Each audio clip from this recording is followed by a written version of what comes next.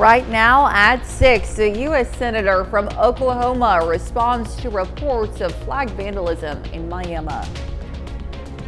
And we've got a fairly mild start across the area ahead of another hot and sunny day. Even a stray shower is out there right now. We'll look at all that coming up. Plus, a golf tournament is helping to support the families of first responders who have lost their lives. The 4 states' most watched news starts now. Well, good morning and welcome to the KOAM Morning News. It's 6 a.m. I'm Elise Noe. And I'm Chris Warner. It is finally Friday in the 4 states, and it's going to be another hot one. Sure is. It certainly will be. But we have an anomaly that has shown up. One that people, I'm sure, are not going to complain about. We have a rain shower out there. We're going to look at that here in just a second. First, a quick look outside. Our camera downtown Pittsburgh looks good so far. We'll head down to our camera at 7th and Rangeline in Joplin. Of course, also looking pretty good. Same from the MoDOT camera at 20th and Rangeline. So what we're going to do, we'll head to one more. We're going to check in with the KDOT camera at 69 East 520th Avenue dry, and just a few clouds here and there. However, this has just come up, and I double checked because sometimes you get those weird radar returns that aren't actually rain. But this is right over Mount Vernon. This is an actual shower. Some heavier rain just to the north of Freistadt. So I-44 from Stott City toward Mount Vernon, and a little further northeast there, we have an actual rain shower. No, lightning's not being detected on this, and I've got one of our cameras pointed to the east to see if there's any maybe cloud to cloud. Because remember, Skywatch Storm Tracker can't pick up on cloud to cloud lightning, but it'll pick up on cloud to ground. But this is why I wanted to check. See this little anomaly here? That's not actually there. So I wanted to make sure this was an actual shower, and it is. So again, there's one shower out there. The rest of us, though, are dry, and that's how we're expected to be. The future track heading into the afternoon, so you can see nothing being picked up on it other than the fact it's going to be a bit breezy, it's going to be sunny, and it's going to be downright hot today. And tomorrow we could even potentially tie or break some record highs. Right now we are sitting at 65 in Joplin, 60 over in Pittsburgh, and we've got a mix of temperatures anywhere from the low to mid 50s all the way up to the low to mid 60s, so a 10-degree spread on there. But the majority of us still sitting above average. Our average lows should be right around the upper 40s, close to 50 degrees. All right, kids getting on the bus, upper 50s, clear skies, south winds 5 to 10. And then when that bus brings them back home, breezy southwest winds occasionally gusting to 20 and about 87. That's where most of our highs are going, into the upper 80s today with those sunny skies. There might even be a couple of low 90-degree readings out there as well. As I mentioned, it's going to get even hotter tomorrow. Then we have that cold front Sunday. It's going to knock our temperatures way down. We'll talk about that in the full forecast here in just a few more minutes. Elise? All right, Chris, thanks. Well, authorities have a person in custody in connection with a hatchet attack in a Pittsburgh area park. Now, it happened Wednesday afternoon at the 23rd Street Bike Park. Witnesses say 32-year-old Ashley Marie Wilson struck a 47-year-old woman in the neck with a hatchet following an argument. Now, the victim, whose identity has not been released, was found deep in the woods with help from the Pittsburgh Police drone unit. She was taken to the hospital and treated for non-life-threatening injuries. The suspect is being held without bond and facing charges of felony aggravated battery. We'll have more details as they become available on our website, KOAMNewsNow.com. And to be the first to see breaking news, weather, and sports, you can download the KOAM News app. It's available free of charge in the Apple App Store and the Google Play Store. Just search for the KOAM News app. The American Legion Post 147 in Miami received a visit from United States Senator James Lankford. Now, he bought 3 flags that were flown over the United States Capitol. This is due to a story we broadcast during the 9/11 weekend. The American Legion had placed flags throughout Miami, and when they were returned to retrieve them, they found 15 of them vandalized. American Legion members say they're thankful to the senator and community for their support. We're still going to do our flag program. I think the city has said they're going to purchase some cameras to keep Main Street in view, that if it ever happens again, everybody will know who it was. So at least we're grateful for that. But KOAM spoke to the Miami Police Department about the vandalism, and they told us the investigation is still ongoing. Well, Missouri Governor Mike Parson stopped in Carthage yesterday to help celebrate a business expansion. The governor, along with community members, cut the ribbon on a headquarters for a new charter bank called the Four States Bank. Now, the new bank will focus on small and medium-sized businesses as well as farmers and residents of the four states. The governor expressed his excitement for the new bank and a driver of the local economy. I'm going to tell you what, to have it right here in Carthage when you talk about that, and really I think we're in the top 10 on those chartered banks. I think we're like 4th in the United States for chartered banks with a little less than 200 in Missouri. But I think when they take that to invest, and if they're like, this is a new addition to that, which means things are going well, it means the public has an interest in doing business with this bank, you know, with the charter bank. So I think it's a great example, again, of how you drive the economy. The bank represents a more than $1.1 million investment in Carthage and creates 27 new jobs. Well, first responders showed up in force yesterday at the Carthage Golf Course, but without the flashing lights. Now, the second annual ServPro First Responders Golf Tournament invited firemen, police officers, and EMTs. Yesterday's tournament raised money for the First Responders Children's Foundation, the charity that helps provide support for families and children of first responders who have been hurt or have passed. We support the First Responders Children's Foundation because of their mission statement and how they help the families of first responders. We work really closely with first responders, being in ServPro. We do like fire and water restoration, and first responders are usually the first ones on those kinds of scenes, and so we really want to have a good relationship with them. Yesterday's tournament raised an estimated $10,000 for the First Responders Children's Foundation. And that's a look at this morning's top stories and weather in our first 7 minutes. Coming up on the KOAM Morning News. Mortgage rates across the U.S. rose for a second straight week after hitting a 2-year low in September. Plus, cleanup is underway after Hurricane Milton first made landfall Wednesday night. And Chris Warner returns with another look at your Friday forecast. You're watching the KOAM Morning News. We'll be right back, but first, here's a live look from Columbus, Kansas, ahead of Columbus Day.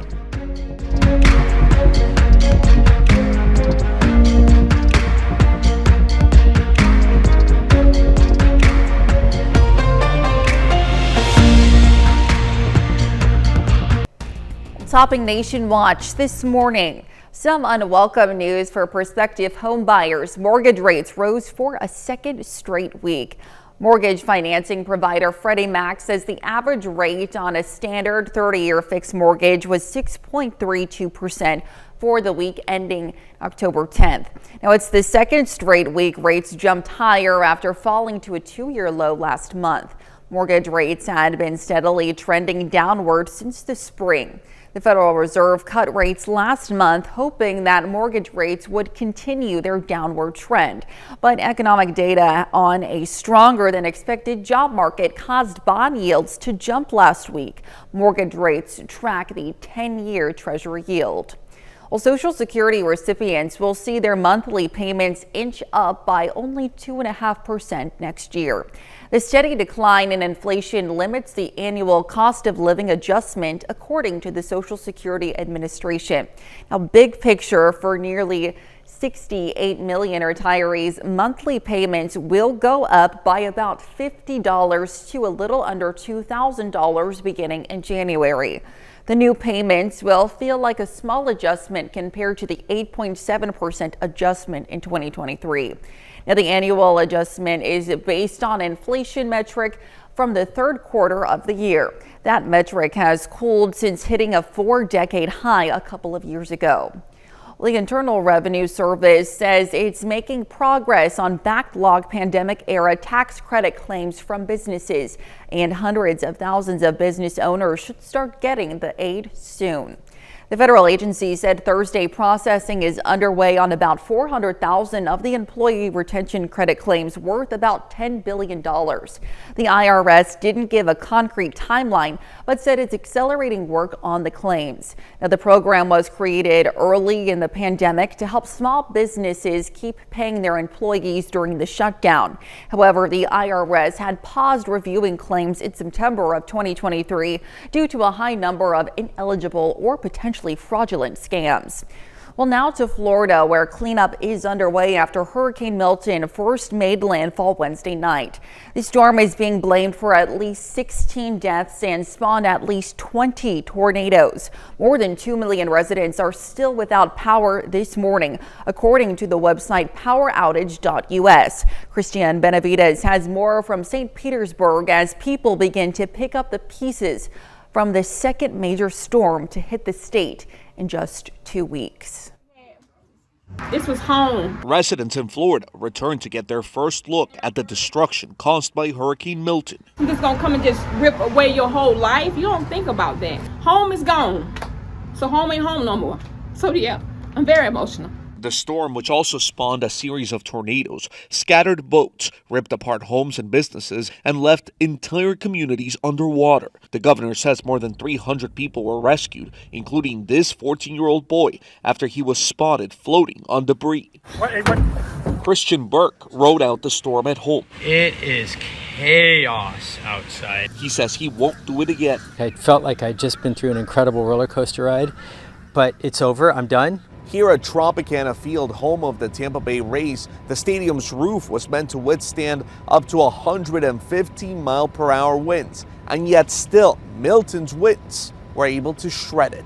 Yamile Barrio gave us a peek inside of her Tampa apartment from the window. Her furniture now partially underwater, but she says she's lucky to be alive. Thank God nothing happened to us. There's more people that's worse than us. Yamile and her neighbors say the flooding in her neighborhood began after Milton had already passed through. Christiane Benavides, CBS News, St. Petersburg, Florida. Well, there are tens of thousands of local, state, and federal responders on the ground in Florida to help with rescue and recovery efforts. Yesterday, President Joe Biden called on Congress to pass a supplemental bill to give more emergency funding to disaster relief. And that's a look at some of today's top national stories. Here's Chris with a look at your forecast. Yeah, we're taking a look at the Skywatch Storm Tracker. We've actually got a little shower, bringing even some moderate rainfall now just to the northeast of the Frysat area and around Mount Vernon and northwest of Aurora out there. So that's including parts of I-44 and parts of Missouri 265 and 39 out there. We'll have another look at your forecast when the KOAM Morning News returns. Well, in Texas and Oklahoma, the Red River rivalry is the stuff of legend in college football. This weekend will be the 120th matchup between the Texas Longhorns and the Oklahoma Sooners. And before the teams head to the Cotton Bowl in Dallas, the fans are sending off the teams in style. Abigail Velez shows us the big parade in Austin, Texas. A stampede of Texas fans made their way down Guadalupe Street Wednesday night to kick off the Red River rivalry. Absolutely stoked and excited, and I've never been prouder to be a Longhorn. Bobby! The annual Texas Fight Rally was back and better than ever, ahead of the 120th rendition of the Red River rivalry game between the #1 University of Texas at Austin Longhorns and the #18 Oklahoma Sooners. I think it's the best matchup in college football. It always is just an incredible game, and the atmosphere in Dallas is unlike any other, and I'm sure watching it here in Austin, it'll be the exact same. Young or old, coming from near or far, Texas fans know one thing to be true. OU sucks!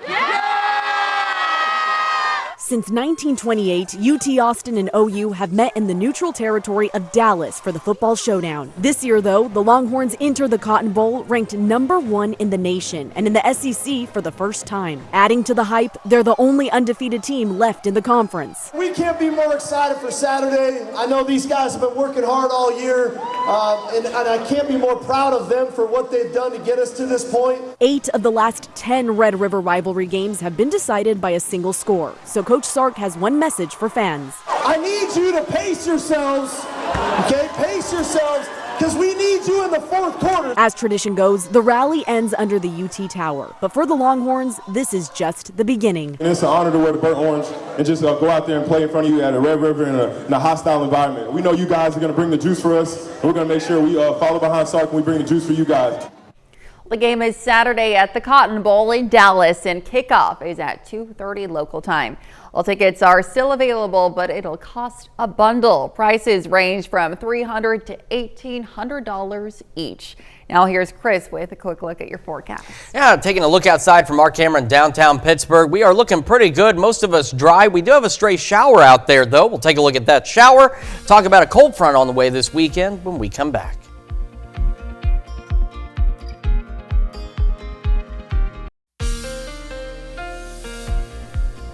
Welcome back to the KOAM Morning News, 6:22 now on this Friday morning. We're going to start with Skywatch Storm Tracker, excuse me, because we have one stray shower in Lawrence County out here. This little shower now into parts of Mount Vernon, Freistatt, just to the northwest of Aurora, just right over the central portion of Lawrence County. Nothing strong, nothing severe. In fact, lightning detector on here is not even picking up any lightning with this, but we do have some moderate rainfall out there. This little shower just kind of flared up out of nowhere. We double checked to make sure it's actually a rain shower too, because you can see like this activity here. That's not real activity, but that certainly is. And it is pushing off to the south and east very slowly, but will eventually make its way out of here. Now, the future track, other model data suggests that technically shouldn't be there as it is, but we're not looking at really any kind of rain chances for the area today. We talked about yesterday a possibility of a stray shower storm out west, but that chance has been moved off to our south and west. So we are looking at hot, dry, and breezy conditions today. Southwest winds will occasionally gust upwards of 20, 25 miles an hour. They'll ease up later this evening, then they'll start gusting again on our Saturday. We have partly cloudy skies, and for tomorrow, we could even tie or break record highs, as many of us are expected to go into the low, maybe even close to the mid-90s out there. And bear in mind, our average high temperature for this time of year should be in the low 70s. So we're talking 20, maybe even 25 degrees above normal. Then we go into our Sunday. We have a cold front coming in, and here it is by 5 o'clock in the morning with that wind shift line. Initially, it doesn't have a major impact on temperatures. We'll be a little slower to heat up on our Sunday, but we will still eventually make, for many of us, the low to mid 80s. And then temperatures are going to begin to fall off as we go overnight. And then we've got some days of below normal temperatures out there, which we'll look at here in just a moment. Not below normal right now, though. 65 in Joplin. Skies are partly cloudy. The air is still relatively dry. A number of burn bans in place. So again, please, no outdoor burning. Winds out of the south-southeast at 7. Around the area, again, kind of a wide range of temperatures from right around the mid-50s all the way up to the mid-60s. But again, we should be in the upper 40s, so all of us above normal as we get this day started. We're looking at upper 50s by 8 o'clock this morning. Sunny skies, breezy, near 80 by 11 o'clock in the morning. As we head into the afternoon, we're talking upper 80s, and again, maybe a couple of low 90-degree readings. Sunny skies, and again, still a bit on the breezy side. A few clouds later this evening and overnight. Those winds will ease up out there south at 5 to 10, and we'll fall back into the low 60s tonight. Then we've got the cold front. This is what it's going to do. So initially, again, they're going to be hot tomorrow, low mid-90s. Low 80s on Sunday, then down into the upper 40s, right where we should be. And then after that, take a look. We're not going to plummet below normal, but we're talking 5-6 degrees below normal as we go into the upper 60s Monday, mid-60s Tuesday, 70 on Wednesday, and then we heat right back up. And yes, by the way, that is a 39-degree low Monday night. So we're talking cold out there. Then we heat back up. Another cold front next weekend, still on schedule, still looks to bring us some slightly better chances of some showers and thunderstorms. That's checking your forecast. We're going to send it over to Elise now with Health Watch. All right, thanks, Chris. Well, some of the most common heart diseases are also linked to cognitive impairment and dementia. The American Heart Association found patients with heart failure, atrial fibrillation, and coronary heart disease had a much higher risk of stroke, which could lead to memory and cognitive issues. This study highlights how closely heart health and brain health are related. Teen friendships can play a big role in your mental health and happiness later in life.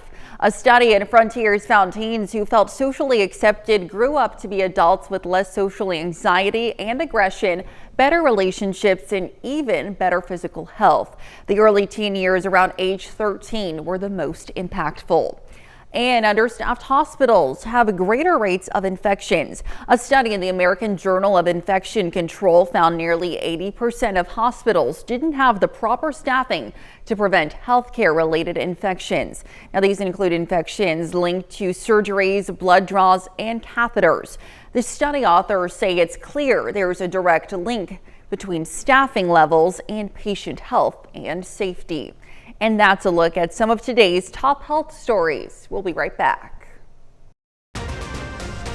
Right now at 6:30, Pittsburg State University will begin providing autism evaluations for students.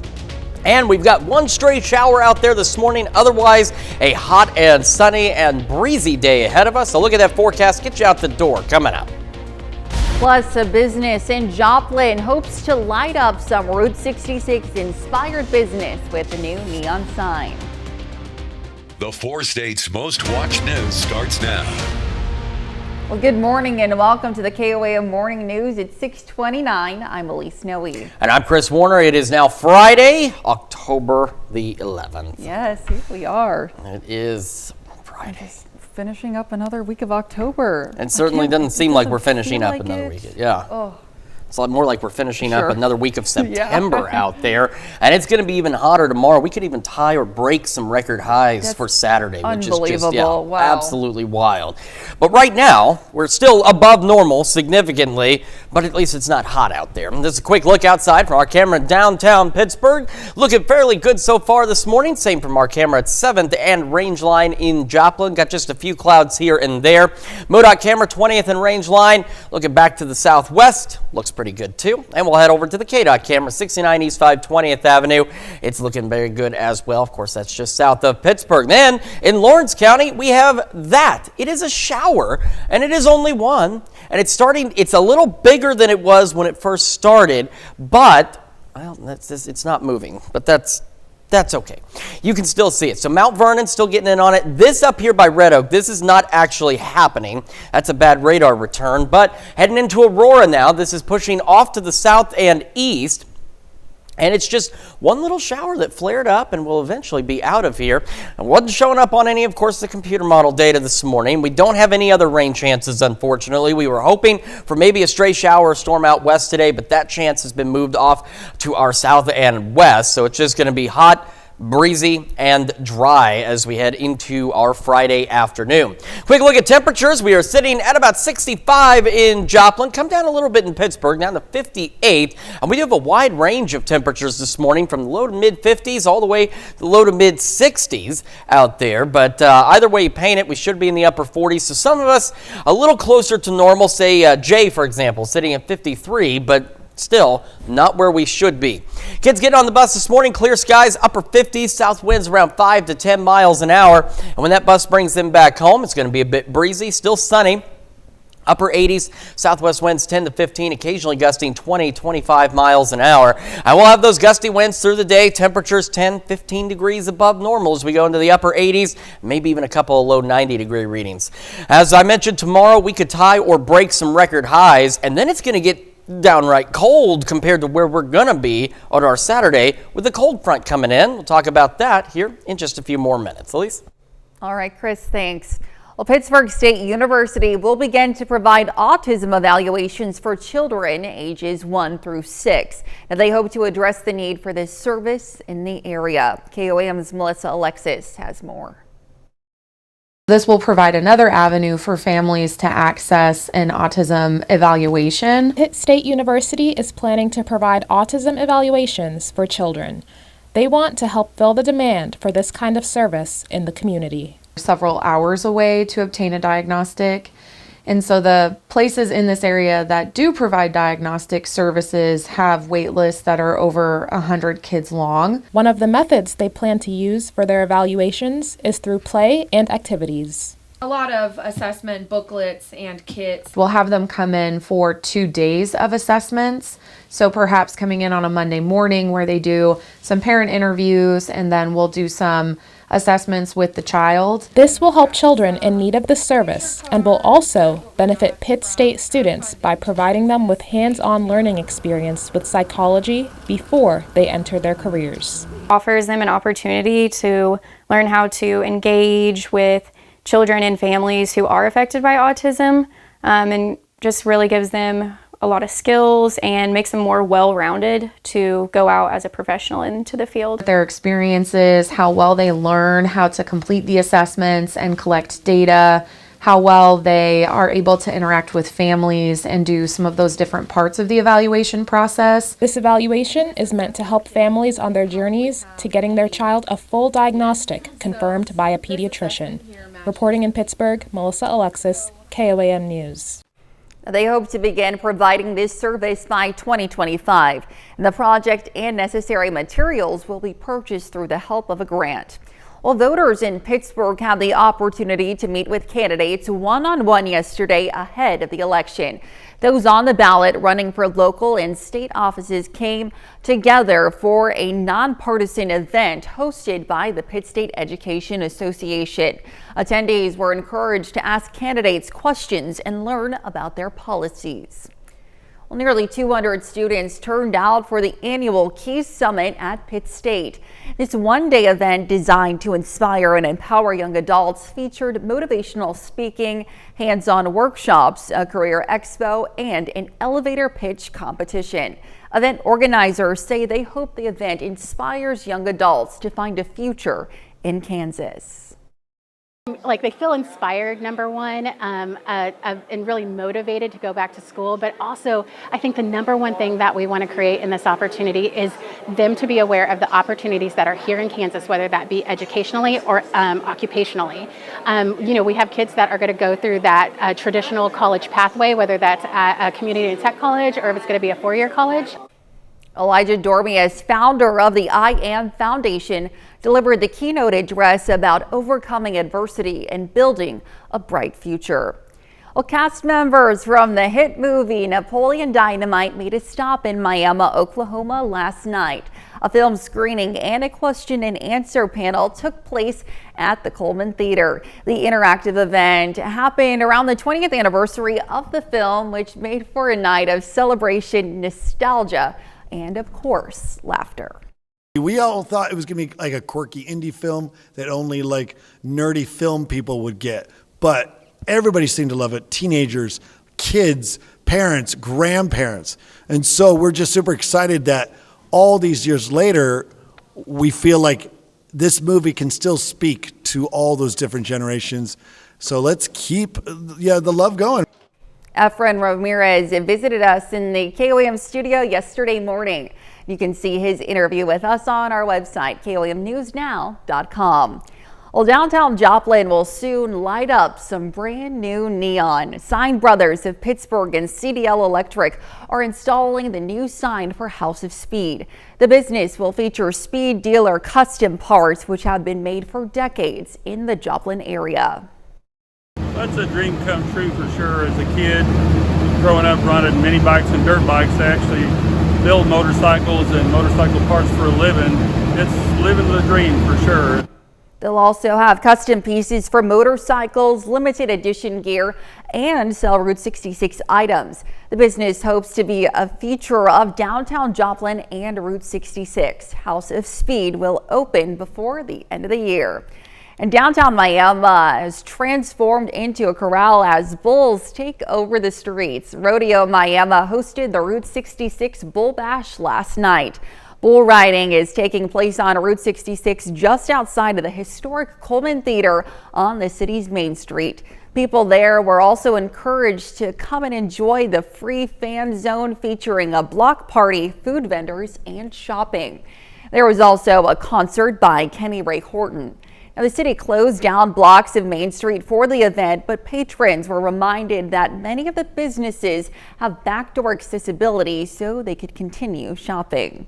And that's a look at our top news stories coming up this half hour on the KOAM Morning News. If it's Friday, you know what that means. We've got Shannon Becker live in the studio to help us close out the week with his big 3 news stories. And we have a hot and sunny day today. We'll have what to expect with Chris Warner in the Skywatch Weather Center. You're watching the KOAM Morning News. We'll be right back, but first, here's a live look from Columbus, Kansas, ahead of Columbus Day.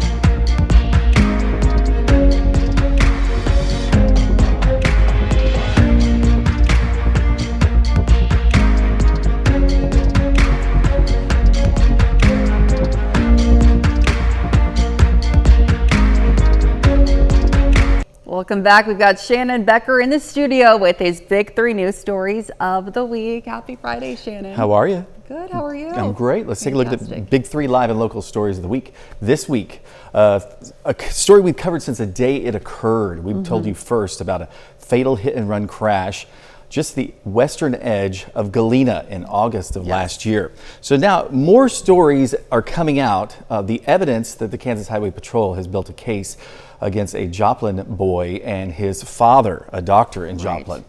The probable cause affidavit was actually released this last week, and you can see it on our website, KOAM News Now. Read for yourself the digital timeline and the digital evidence that shows GPS locations of the son and the father, and that they returned to the Kansas crash scene where Gary LaTurner, 60, was killed in a hit and run. Heartbreaking. More details on our website. Our number 2 story, Joplin News First. Newton County coroner picking up the body of this lady who was killed in a motorcycle crash this last about 3 weeks ago. Now the man who is operating that motorcycle is charged with felony DWI causing a death. Of course, it was someone that was on his motorcycle, which is very tragic. Evidence has finally come out. They've been able to release it, and they've now charged the man. He was driving about 77 miles an hour at the time of the crash, which on South Main Street, very, very fast. And also he was registered as a drunk driver. More details on our website. Our number 1 story, 2 school buses collide and there's a car in between them. This is one of the most graphic crashes I've ever seen, and no one was hurt. Now that car there was being towed by a bus, if that makes sense. So these 2 buses were brand new. They were transporting them to a new district, right? So there are no kids on the bus. No kids, no name on the bus even. And they're towing a car, so when they deliver the buses, they hop in their car and they drive back to Oklahoma, right? So anyway, there was a crash. I know, there was a crash in the other lanes, and the first bus stopped really abruptly. And then the second bus slammed into it. And these were 2 buses going to the same school district? Yes, that were brand new buses, like we said. So they didn't have a way to get home, obviously, and everything was all crashed. But of course, like I said, no one was injured, but that was quite an ordeal this last week. And our bonus story of the week, you've got to get to Columbus this weekend. It's Columbus Days, and the hot air balloons, well, they'll do 3 regattas, and tonight, the really cool thing is, this is the balloon glow. They do it about dusk, dark tonight. And probably usually about 10 balloons, and then they yell at certain times, they hit off a horn, and then they all go back and forth. Oh, how fun. It's so awesome. Yeah. It's so awesome. And the KOAM Roadshow will be doing the news there today. So you have to get to Columbus Days. It's going to be, they'll do that tonight, and then Saturday and Sunday morning they fly off, and then Saturday afternoon they fly off. So that's our bonus story of the week. Lots of opportunities there to go see some beautiful hot air balloons. Well, Shannon, thanks so much for being with us this morning. Always happy to have you. And stick around. We're back with more right after this. All right, time for some Friday birthdays, and we're going to start in Frontenac with Kaysen Ashmore celebrating the big number 1. Happy birthday, Kaysen. And a happy 12th birthday to Bobby Marn in Pittsburgh. And in Oswego, Gabriella McGuire celebrating birthday number 13. A very happy birthday to you, Gabriella. And in Pittsburgh, a happy 17th birthday to Blake Loffmiller. And in Riverton, Kayla Wooten celebrating birthday number 18. Happy birthday. And Dalton Graham celebrating birthday number 23 over in Redfield. Happy birthday, Dalton. And we've got Michael Kellogg celebrating birthday number 40. Happy birthday. In Parsons, a happy 55th birthday to Wayman Young. And in Jasper, Bob Davis celebrating birthday number 69. And Elaine Hunsinger in Pittsburgh is turning 83 today. It says here, happy birthday from the Crestline girls. And Jim and Judy Evans in Columbus celebrating their 67th wedding anniversary. A very happy anniversary to Jim and Judy.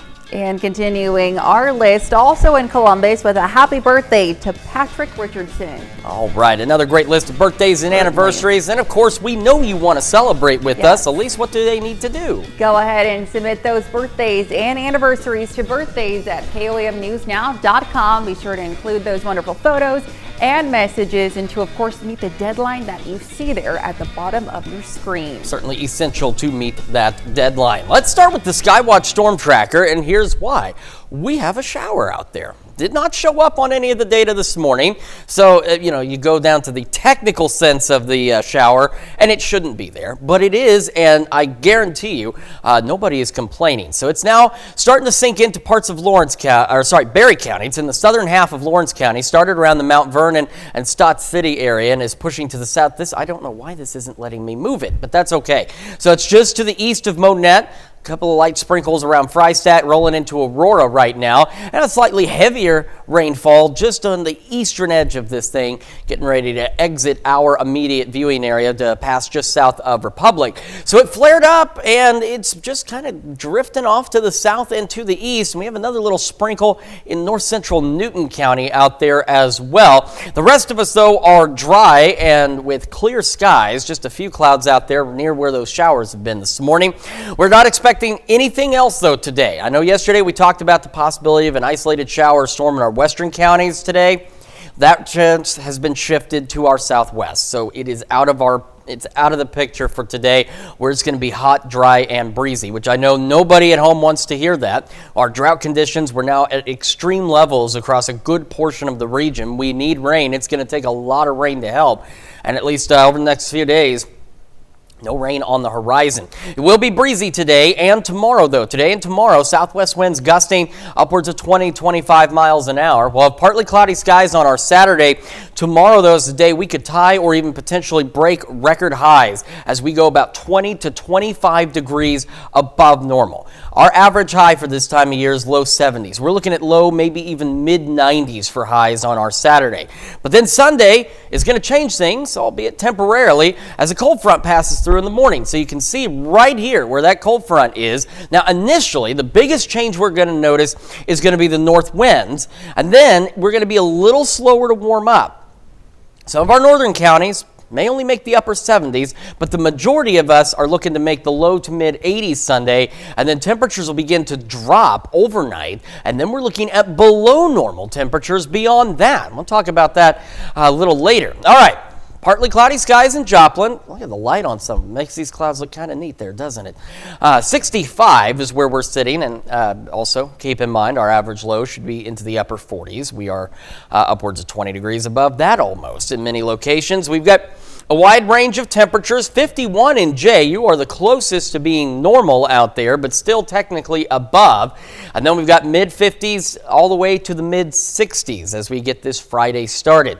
All right, through the morning, sunny skies. Again, winds will gradually begin to pick up out there. Upper 50s, near 60 to start.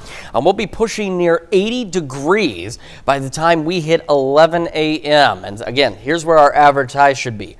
Right there at 10 a.m. and we'll continue to warm as we head into the afternoon. We'll take another look at your forecast, talk about the cold front, the below normal temperatures, and another cold front next weekend. All those details in just a moment, as well as the news you need to know. And if you switch with us at 7 a.m. to Fox 14, where your only local morning news continues, we'll tell you about some restoration experts in London that are working to piece together a century-old mystery by converting film to a digital format.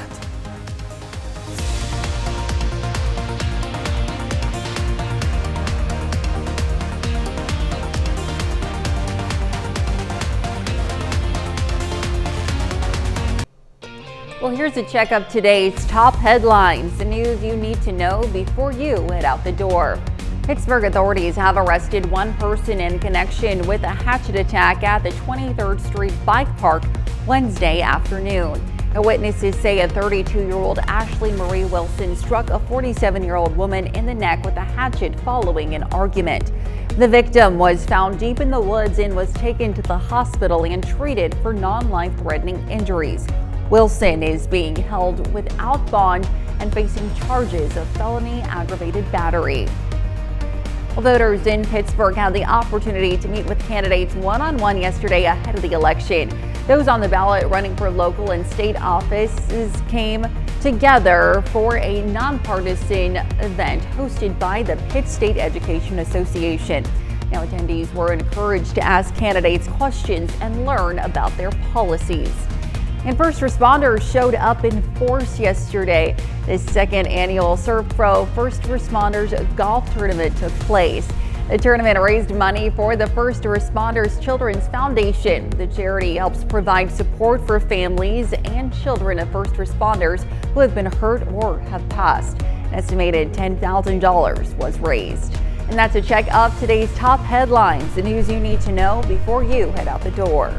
And as you head out the door, a mild start, hot today. Again, upper 80s, maybe a couple low 90s, sunny skies, southwest winds occasionally gusting 20, maybe 25 miles an hour. Winds ease up a bit later this evening. We'll fall back into the upper 60s by 10. Mostly clear skies overnight, back into the low 60s. Then the fun arrives. It's a cold front Sunday. Tomorrow, though, could tie or break records. Still breezy again. Southwest winds out there, low 90s.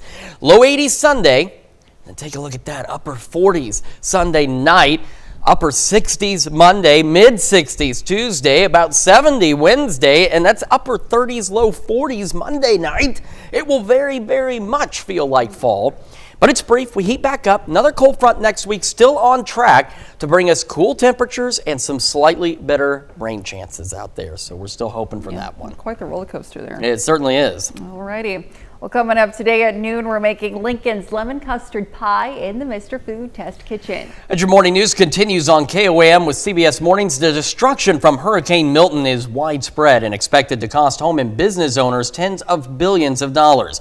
Next on CBS Mornings, Jill Schleichinger discusses the importance of insurance so you get the protection you deserve. Or you can switch on over with us on Fox 14, where your only local morning news continues. This morning, Pittsburgh State hopes to address a growing need in the area by providing autism evaluations for young children.